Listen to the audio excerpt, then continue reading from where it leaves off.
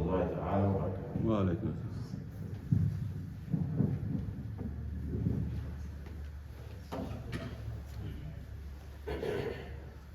الله أكبر الله أكبر الله أكبر الله أكبر أشهد أن لا إله إلا الله أشهد أن لا إله إلا الله أشهد أن محمدا رسول الله أشهد أن محمدا رسول الله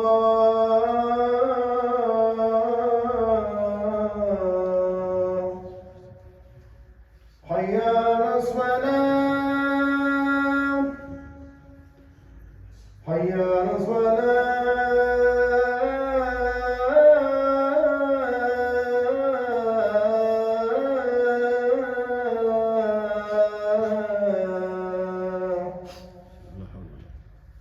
حي على الفلاح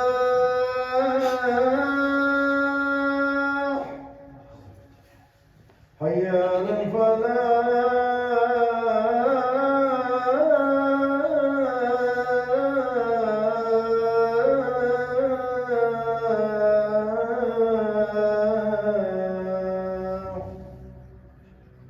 الله أكبر الله أكبر لا إله إلا الله.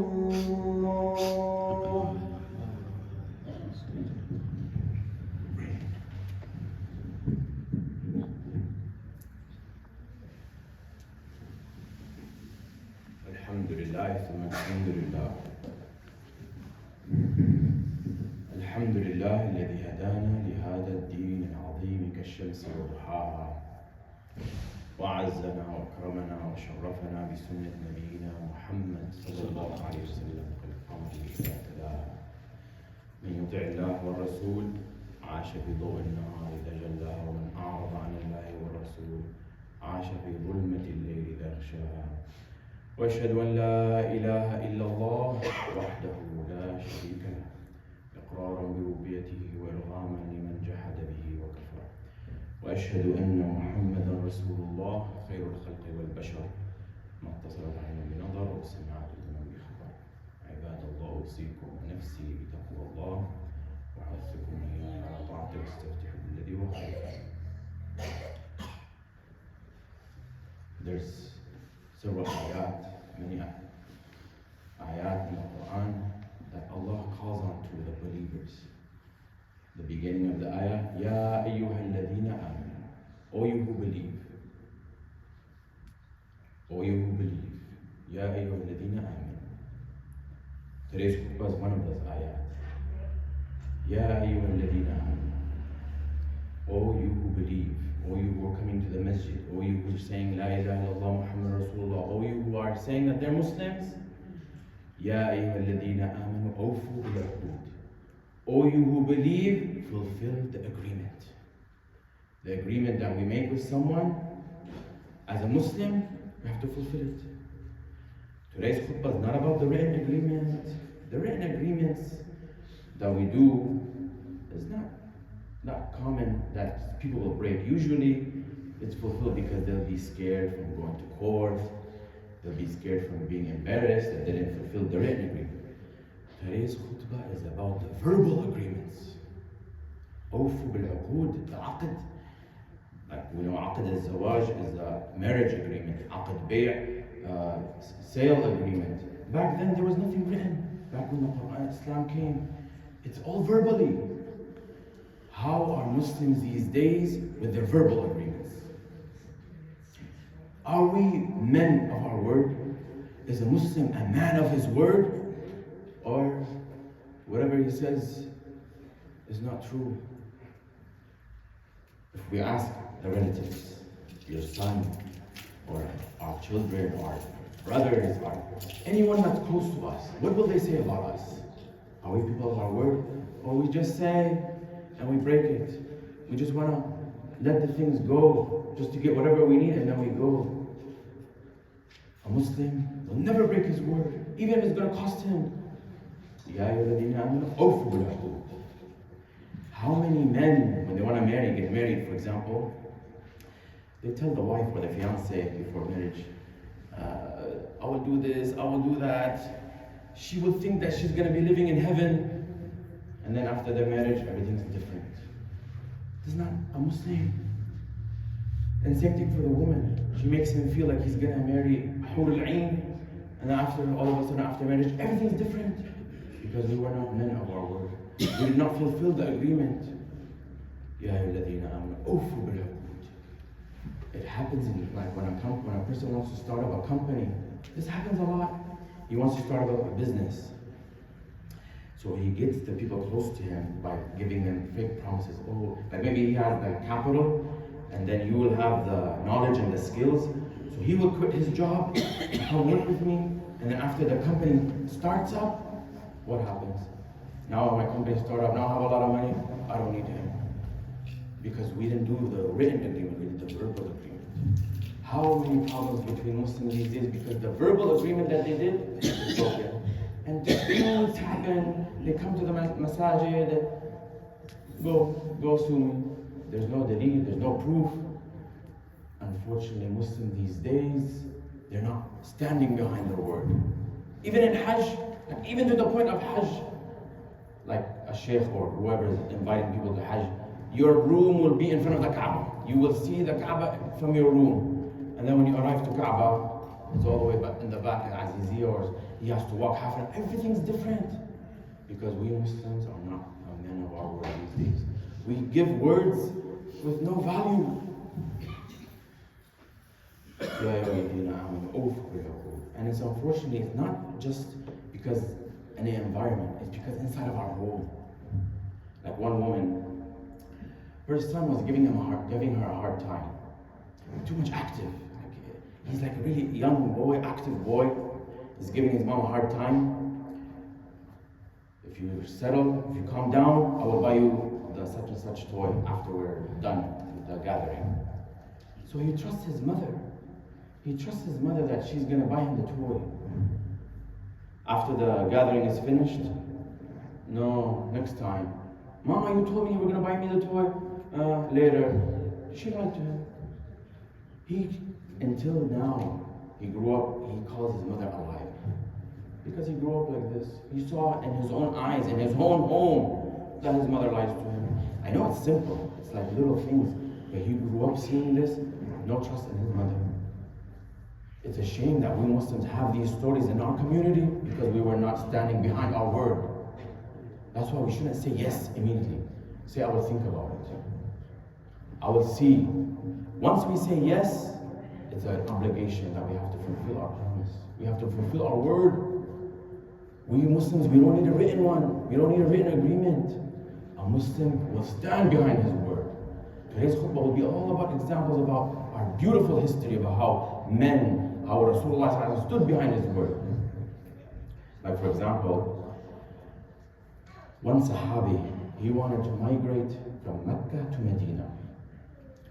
So he was caught because at that time, if you were not strong, like Umar ibn Khattab, he migrated and did not fear. Rasulullah even feared for his life. So this Sahabi migrated from Mecca to Medina, but he was caught.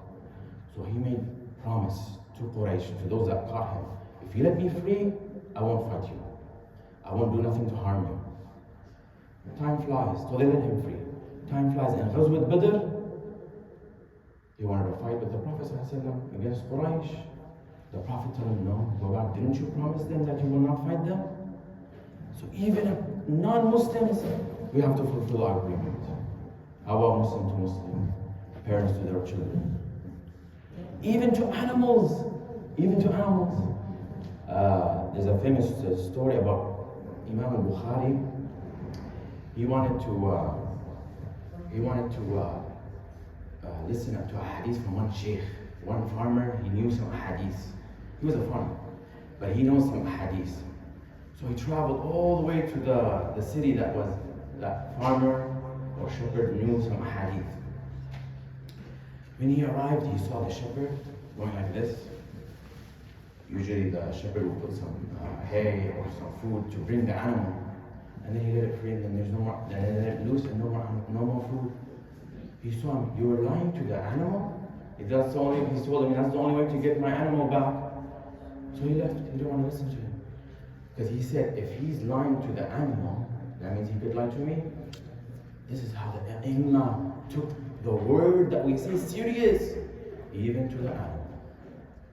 This is how a Muslim is supposed to be. That's how strict we have to be. That's why don't give a promise. Don't say yes.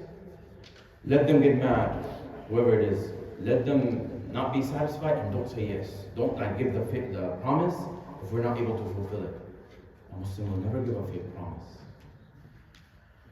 Rasulullah ﷺ, as we all know, he was like these days when we put our money in the bank, because we know, we trust that the bank is fulfilling the agreement that when you put the money in the bank, you will get it back. FDIC insured. Rasulullah ﷺ giving the insurance to the non-Muslims, Kuffar Quraysh. They have all their amanat, all their trust with Rasulullah ﷺ. He's their enemy after the Islam. Before Islam, that's why he gained that trust. But after Islam, they didn't take it out, they didn't pull it out. They're fighting him, calling him Majnoon, Kazzab, Sahir, whatever they accused him. So as we all know the story, he needed to migrate to Medina. He sacrificed his own nephew, Ali radiallahu anhu. Give the amanat back. We have to give the amanat back. Like they're fighting him. They killed the family of Ammar. They harmed the Sahaba. So some Muslims, they justify kuffar, non-Muslim. That's how some Muslims, they justify the lying, the betrayal. That's how we justify by breaking any agreement, because they're non-Muslim. Our Rasulullah ﷺ did not break his agreements with anyone. How come the shaitan was able to trick us to justify breaking the agreement? How can this happen? How many Muslims, they broke their agreements? And again, we're talking about the verbal ones that there's no proof other than Allah. That's why the hadith, La deen liman la ahda lah. He does not have deen who does not fulfill his agreements. He doesn't care about what he agreed to. La deen liman la ahda lah. That is why Allah told us in the Quran, Ya ayyuhalladhina amanu, awfu bil uqud. O you who believe, fulfill the agreement. Because if a man is not behind his word, he becomes priceless. There's some people they know about someone, don't trust him. And we're talking about Muslims, I'm saying this about other Muslims. Whatever he says is not true. May Allah make us from those that fulfill the agreements. May Allah make us good Muslims. May Allah make us good examples to follow. Because of our children, our own youth, growing up seeing Muslims, seeing their parents, seeing their uncles, seeing their relatives, not fulfilling their agreements, what makes them run away or avoid Islam or avoid their Muslim Islamic identity? Because of what they see. Because of what they're seeing from what we're doing. May Allah make our children proud of their deen. Because this is the only thing that we have now to be proud of in the US. That our Muslims, inshallah, will be good Muslims. No identity other than their citizenship. No, we want them to be Muslim US citizens. Why not? One story, I'll wrap up today's khutbah. It's a beautiful story about the key of the Kaaba. It shows you how great Rasulullah ﷺ is. Our best example to follow. At the beginning of Islam, Uthman ibn Talha had just inherited the key from his father. Bani Sheba, they were the ones who had the control of the key of the Kaaba. Bani Sheba is the ones who control the key of the Kaaba. Bani Hashim is the ones who do the siqaya, for the Zamzam water. There's some other tribes, each one has control of something in Makkah. So Uthman ibn Talha opens the Kaaba once a week. So the Prophet ﷺ wanted to pray inside. Uthman didn't let him in. No. All Quraysh, the leaders of the Quraysh, the grand leaders of Quraysh, and all them, they were praying inside. Muhammad sallallahu no. So the Prophet sallallahu told Uthman, let me in. Maybe someday that I will get the key and take control of this key. Because we know about the story of the Amul Fil, the Habasha, when he wanted to take control of Kaaba, made fun of the Prophet sallallahu. He told them that being dead, بطن الأرض خير من فوقها, that the earth being inside dead will be better than seeing that day that you will have the key. Trying to humiliate the Prophet. Time flies, 15 years, and then the Prophet conquered Mecca. Uthman saw this. He started to sweat. He knows that the Prophet is coming to get the key back. So he told him, give me the key. He said, okay, I'll go get it. It's with my mother. So he went to his mother. He told his mother, don't give the key. Because if we give the key, it will never come back. And so we lost the honor of the key. Because he heard, while going back to his mother to get the key, Sayyidina Ali radiallahu anhu, he told him, let us take control of the key. Bani Hashim, tribal thing.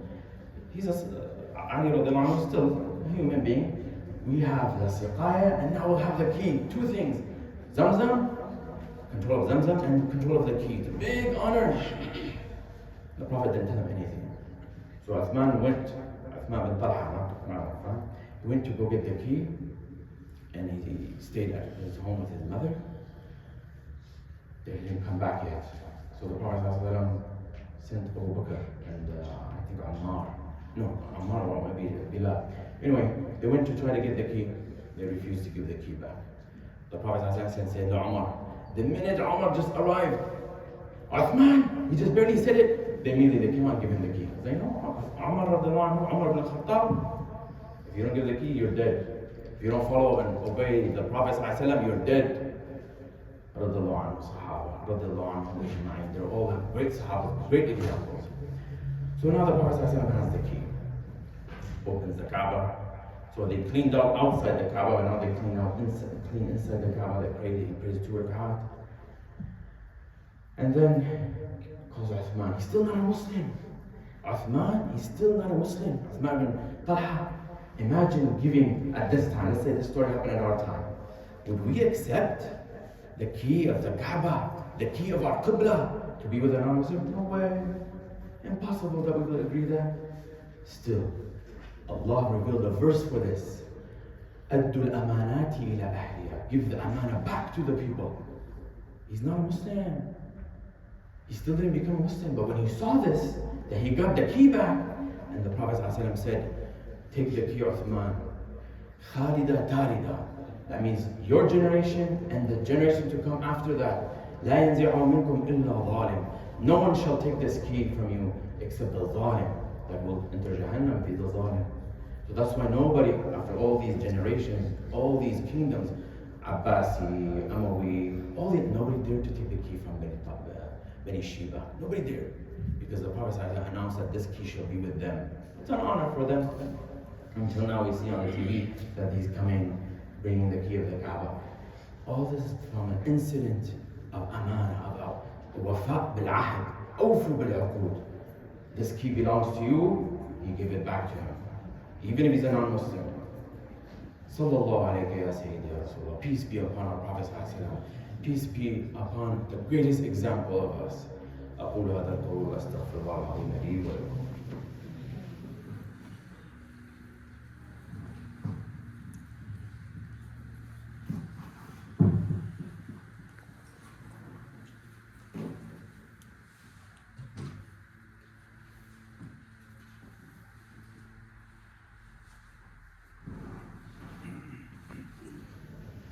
الحمد لله ثم الحمد لله إن الله وملائكته يصلون على النبي يا أيها الذين آمنوا صلوا عليه وسلموا تسليما اللهم صل على سيدنا محمد وعلى آل سيدنا محمد كما صليت على سيدنا إبراهيم وعلى آل سيدنا إبراهيم وبارك على سيدنا محمد وعلى آل سيدنا محمد كما باركت على سيدنا إبراهيم وعلى آل سيدنا إبراهيم في العالمين إنك حميد مجيد.